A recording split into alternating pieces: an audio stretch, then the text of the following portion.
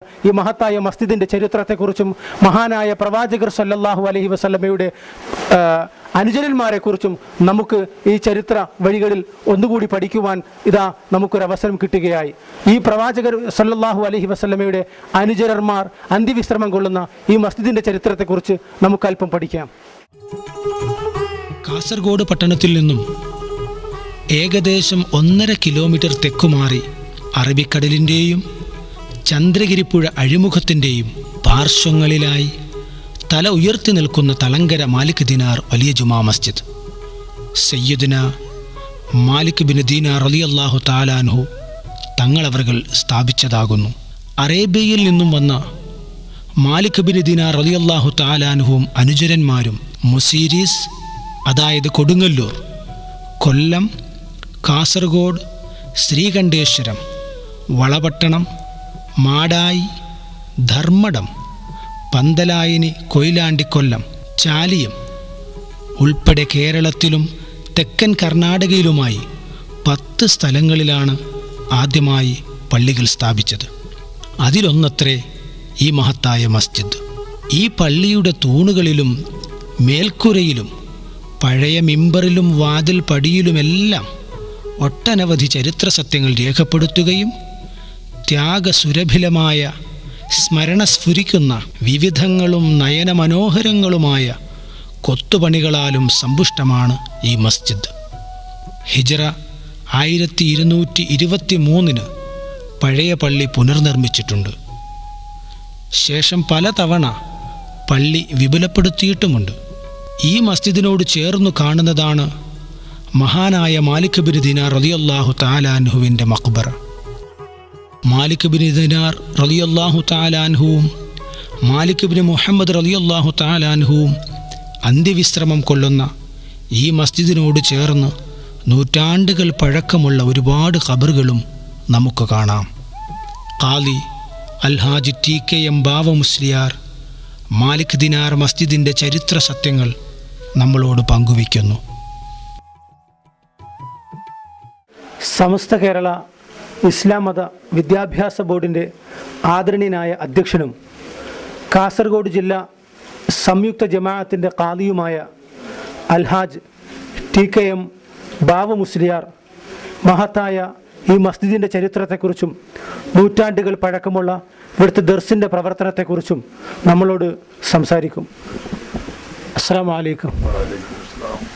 ഉസ്താദ് അവർകൾ ഇതിൻ്റെ ചരിത്രത്തെക്കുറിച്ചൊന്ന് ചുരുക്കി വിവരിച്ചാൽ. മാലിക് ദീനാർ റളിയല്ലാഹു അൻഹു അവരും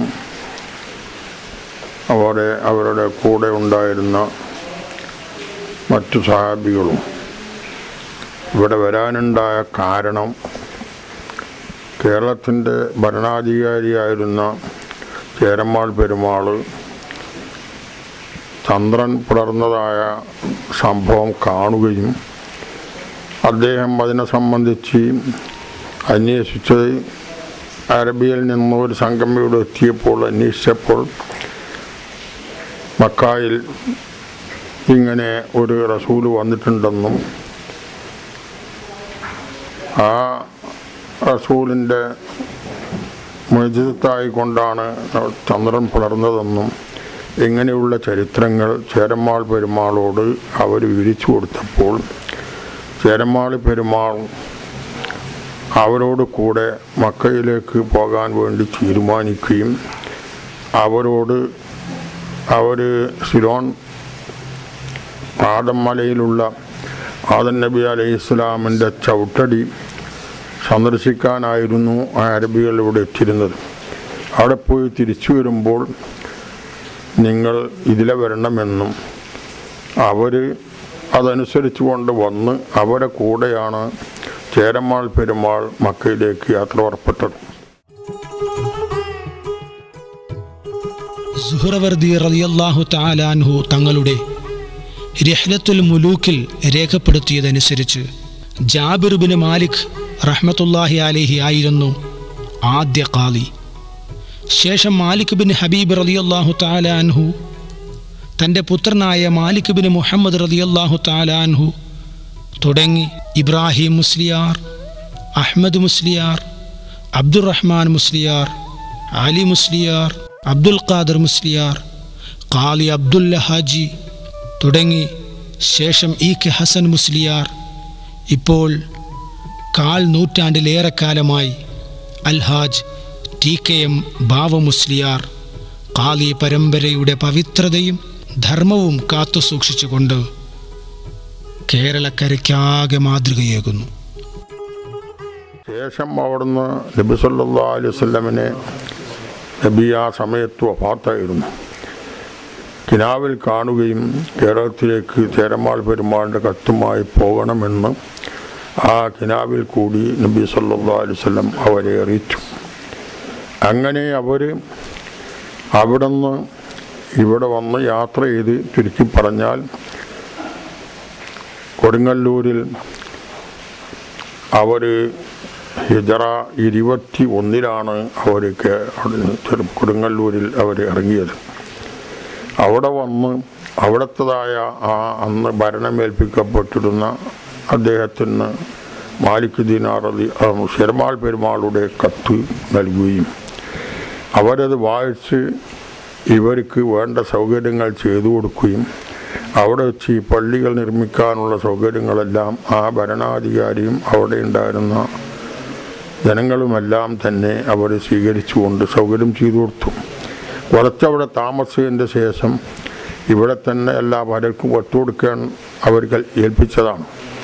അതുകൊണ്ട് ഇവിടുന്ന് പോയി അവരെല്ലാം കത്തിയേൽപ്പിക്കണമെന്നുള്ള ആ തീരുമാനത്തോടു കൂടി കൊടുങ്ങല്ലൂരിൽ നിന്ന്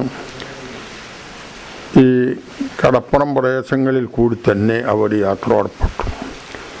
അങ്ങനെ അവർ പല സ്ഥലത്തും കത്തു കൊടുക്കുകയും പല സ്ഥലങ്ങളിലും തന്നെ പള്ളി സ്ഥാപിക്കുകയും ചെയ്തു.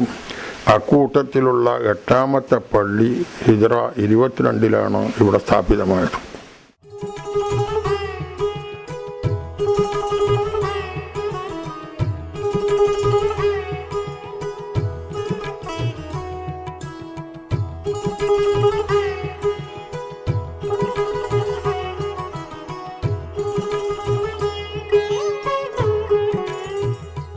ഈ മഹാനവറുകളുടെ ചരിത്രവുമായി ബന്ധപ്പെട്ട് ഒരു വലിയ പാറക്കല്ല്, ഒരു ചതുരാകൃതിയിലുള്ള ഒരു വലിയ പാറക്കല്ല് കാണുന്നത്, അതിൻ്റെ ചരിത്രം ഉസ്താദൊന്ന്.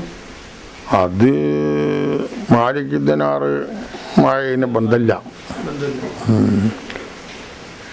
അത് ഇവിടെ മുമ്പ് ഒരു ഹൗദുണ്ടായിരുന്നു. ആ ഹൗദിൽ അടിയിൽ പതിക്കാൻ വേണ്ടി കിഴക്കോടോ സ്ഥലത്തിൽ നിന്ന് ആ കല്ല് തോണിയിൽ കൊണ്ടുവന്നിരുന്നു. വഴിമധ്യ വെച്ചുകൊണ്ട് ആ തോണി മറിഞ്ഞു വള്ളത്തിൽ പോയി കല്ല്. അപ്പം അതിലൊരു തങ്ങളുണ്ടായിരുന്നു ആ സംഘത്തിൽ. അപ്പോൾ അവർ പറഞ്ഞത് മാലിക് ദീനാർ പള്ളിയിലേക്കുള്ള ഹൗദിനെ നമ്മൾ കൊണ്ടുപോകണത്, അതുകൊണ്ട് മാലിക് ദീനാർക്ക് കറാമത്തുണ്ടെങ്കിൽ ആ പള്ളി കല്ലവിടെ എത്തും എന്നും പറഞ്ഞ് അവർ തോണിയിൽ നിന്ന് ഇറങ്ങി വന്നു. അങ്ങനെ അവരോട് വന്ന് പിറ്റേന്ന് രാവിലെ കല്ല് ഇവിടെ നടിഞ്ഞു. അങ്ങനെ ആ കല്ലാണ് കൊടുത്തു വെച്ച് അങ്ങനെ ഒരു ബന്ധമാണ് മുപ്പരിയിട്ടുള്ളതേന്. ഇപ്പോഴുള്ള ജനങ്ങൾക്ക് മനസ്സിലാക്കാൻ പറ്റുന്ന കറാമത്തുകൾ എന്തെങ്കിലും നമുക്ക് പറയാൻ? കറാമത്തുകളിൽ ഏറ്റവും പ്രധാനപ്പെട്ടത് ആ കാലത്ത് സംസാരിക്കാൻ കഴിയാത്ത ഒരാളിവിടെ വന്നു എന്നും അങ്ങനെ അയാൾക്ക് സംസാരിക്കാൻ കഴിവുണ്ടായി എന്നും അങ്ങനെ കുറേ ചരിത്രങ്ങൾ പറയപ്പെടുന്നുണ്ട്. അതൊന്നിപ്പോൾ രേഖാമൂലം തെളിയിക്കാൻ സാധ്യമെന്ന് വരില്ല. ഇവിടുത്തെ ഇപ്പോൾ ഉസ്താദ് അവർകൾ 1/4 നൂറ്റാണ്ടിലേറെ കാലമായി കാസർഗോഡിൻ്റെ സംയുക്ത ഖാദിയാണല്ലോ. അപ്പോൾ അതിനു മുമ്പ് ഖാദി പരമ്പരകൾ ഇവിടുത്തെ ഇസ്ലാമിക ഭരണത്തിന് അല്ലെങ്കിൽ കാർമ്മികത്വത്തിന് നേതൃത്വം വഹിച്ചിരുന്നല്ലോ. ആ ഖാദി പരമ്പരയെക്കുറിച്ചൊന്ന് ചുരുക്കി വിവരിക്കാം. ഞാൻ പറയാൻ കഴിയുന്നത് ഇപ്പോൾ കുറേ ഖാദിമാരെ ഖബറുകൾ അവിടെ ഉണ്ട്. അതിൽ 8 ഖാദിമാരുടെ പേര് ഒരു മൗലൂദ് കണ്ടിട്ടുണ്ട്. അവിടെ ഖബറടക്കപ്പെട്ട അവരാണ്. അതിലിപ്പം ഇപ്പോൾ അടുത്തായി അറിയപ്പെടുന്നത് ഔദാരിത്തങ്ങളാണ്.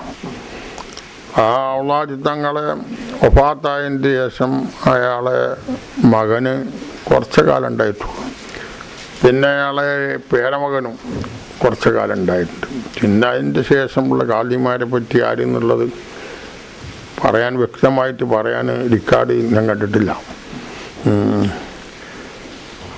പിന്നെ അതിൻ്റെ ശേഷം ഔലായിത്തങ്ങൾ ഇവർ ഇത് കഴിഞ്ഞതിൻ്റെ ശേഷം പിന്നെ ഇവിടെ കാലിയായിട്ട് കുറച്ച് കാലി ഇല്ലാതെ കണ്ട് കുറേ കാലം നീങ്ങിയിട്ടുണ്ട്. അന്ന് വലിയ മഹാന്മാർ ദർശനം നടത്തിയിരുന്നു.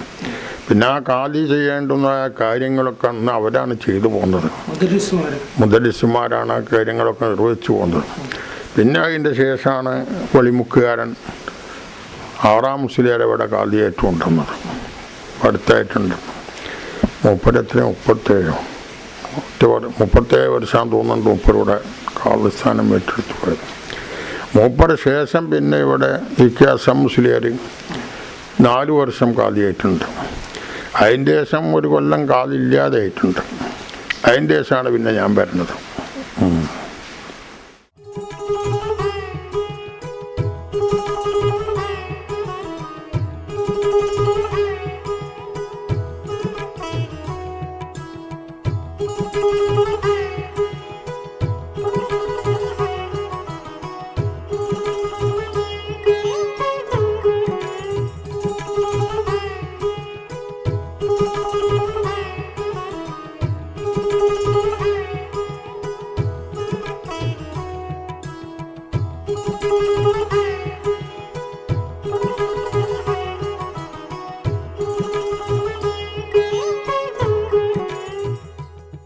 ചരിത്രപ്രസിദ്ധമായ മഖാമുറൂസും പ്രവാചക പൊങ്കവരുടെ പ്രസിദ്ധനായ സ്വഹാബീവര്യൻ മാലിക് ബിൻ ദിനാർ റളിയല്ലാഹു തആല അൻഹുവിൻ്റെ അന്ത്യവിശ്രമം കൊള്ളുന്ന മഖാമിനാൽ അനുഗ്രഹീതവുമായ കാസർഗോഡ് തളങ്കര മാലിക് ദിനാർ വലിയ ജുമാ മസ്ജിദുമായി ബന്ധപ്പെട്ട സ്ഥാപനങ്ങളുടെയും മറ്റു പ്രവർത്തനങ്ങളും കൂടാതെ കേരള സംസ്കാരത്തിൻ്റെ ഇസ്ലാമിക ചൈതന്യത്തിൻ്റെ തിരുശേഷിപ്പായ മാലിക് ദിനാർ മസ്ജിദിൻ്റെ ചരിത്രം ഇവിടെ പൂർണ്ണമാകുന്നില്ല.